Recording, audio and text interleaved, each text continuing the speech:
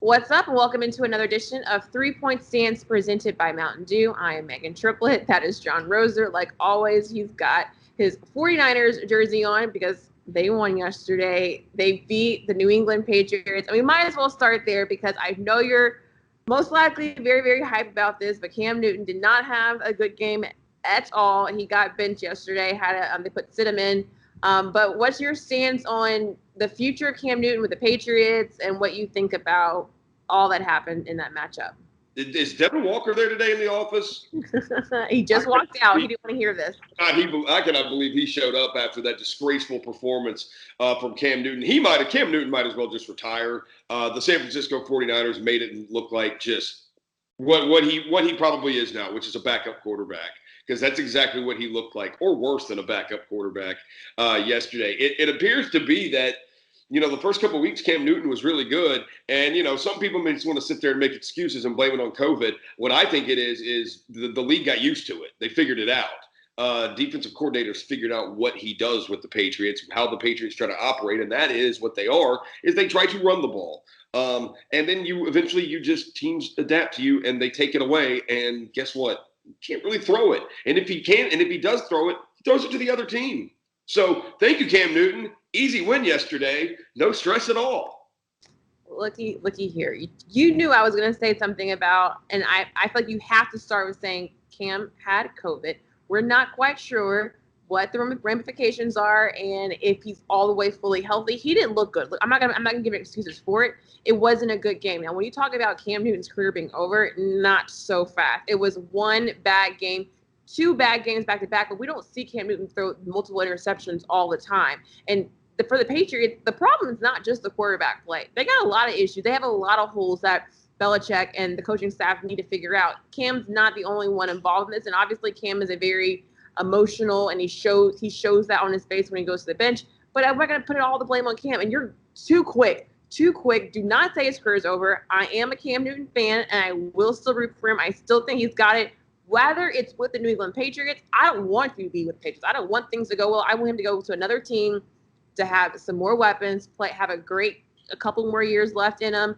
I don't think everyone needs to stop hating on Cam Newton because at the beginning of the season, everyone was good. We know what Cam Newton can be, and we know that the Patriots didn't look good without Cam when they played the Chiefs. Cam just had an off game, and he had COVID. So that counts for something. A million freaking football players have had COVID. I'm not going to blame Cam. You can't blame Cam Newton not playing well on the fact he had COVID. That's not all of it. I said it was not his best game, but you said his career's over, and that's pushing it. That's pushing it. No, it's not. You saw it yesterday. Okay, let's move on. Let's move on to another team that I think you and I both liked seeing lose, but the fact that the Cowboys lost to the Washington football team, Andy Dalton, they couldn't get things going. Andy Dalton was concussed after that helmet-to-helmet hit by Bosnick, and really, really even worse, no one stood up for him. None of his teammates went over, and when you see your quarterback go down like that, get hit like that, Roser, you're my co-host, you're my dude, you're my coworker. If someone messaged with you, I got your back, especially if I'm there. That's my first reaction. No one's first reaction was to do that. And Washington football team looked good against the Cowboys team, who's it seems as if Dak. You didn't appreciate Dak when you had Dak, and a lot is going wrong with Dallas. No, and it looks like Dak covered up a lot of things. It looks like Dak is that good, and he covered up a ton of issues with the Cowboys. Look, we had the quotes anonymously come out this week that players on the team think that the coaches are unprepared. The coaching staff does not prepare the players correctly for the games. It's still kind of early in the season. We haven't even played 8 games yet, and the fact that we're already hearing stuff like that, the Cowboys may have to fire Mike McCarthy after this year. They may have to fire him 1 year into this because, what it looks like right now is that Dak Prescott covered up a lot of issues there in Dallas that made them, to where the point they looked respectable and looked like a competing team, and they do not look like that at all. That was embarrassing yesterday. Speaking of Devin Walker, can't believe Devin Walker's in the office. I'll be surprised if Chris shows up for the show today. That was humiliating yesterday. Yeah, I don't know. Former Memphis Tiger Antonio Gibson, big game on the ground for him. It was even LeBron shouting him out on Twitter after he did the LeBron celebration with the smoke and the chalk. But I don't know what's more embarrassing. Like I was going back and forth. It was like the Falcons lost more embarrassing than the Cowboys lost. I think in general the Cowboys is just a cluster because you expect so much because you know that Jerry Jones and how much that team is worth and how that fan base is. You expect a whole lot more. The Falcons, that was a whole another cluster, but the Cowboys has to be the most embarrassing loss and what they do next. And if Mike McCarthy, after 1 year, like it's crazy to think that this is his first season. We're already talking about hot seat. I'm not quite sure how that works. Yeah, I mean, they're going to have to make some changes. Fire the defensive coordinator, Mike Nolan. They're going to have to make changes. There's no doubt. And Jerry Jones he will make changes. Jerry, and I do think two people who are sitting back Dak Prescott isn't sitting back laughing at the Cowboys playing poorly without him because obviously he wants his team to win. Jason Garrett is sitting back laughing. And even though he's with the Giants and the Giants are terrible too, Jason Garrett's like I told, there were a ton of issues with the team. Right. Now, they have a million injuries too. They have a ton and tons of injuries. But the 49ers have a ton of injuries. The 49ers are without – we were without – you have a 53-man roster. The 49ers were without 20 of their 53-man roster yesterday. Yeah. And, so the 49ers are still winning, despite injury. We're still winning some games despite injuries. So it is possible. So, I don't know. Dallas got to get something figured out.